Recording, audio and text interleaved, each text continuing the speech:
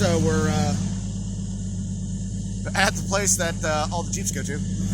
So let's see here. Let's check this line. Make sure there's no wetness. All right. Make sure that rag is still dry. All right. So we're still dry. So this was already on my finger beforehand. So let's take our cleaner fingers. See if there's anything there. Nope. Still dry. So that's good. So let's go here and go get this brake caliper. But every time you stop, check this. If you get any weird spider vibes, pull over, check it immediately. If your brake pedal gets squishy, pull over, check it immediately. Tighten up that e-brake cable, which will be on a 95 Cherokee, will be underneath the vehicle on kind of like the driver's side of the rear drive shaft. You'll see one cable come out with like a little rubber boot.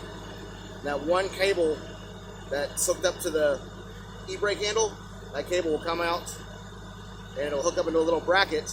You'll have two little nuts that tighten or loosen it.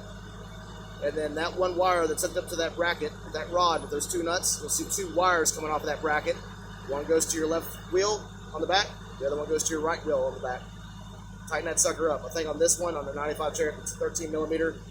And you got to loosen the one on the front to tighten it up on the back. So you loosen the one up on the front, you send that one all the way forward on that bracket, on that rod that bracket sits on.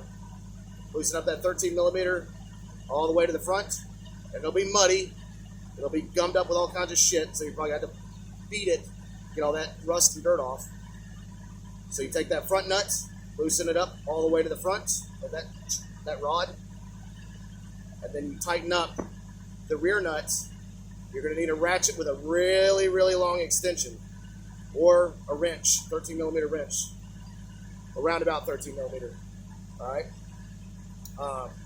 and you're going to tighten that sucker up all the way that you can. Make sure that your e-brake is all the way down to the ground in your center console, basically off, and then tighten the piss out of that damn e-brake cable on that bracket, those two nuts. Once you get the rear nut tightened up as far as you can get it, take that front nut, back it back, and lock it in. I'll show you that here in a second.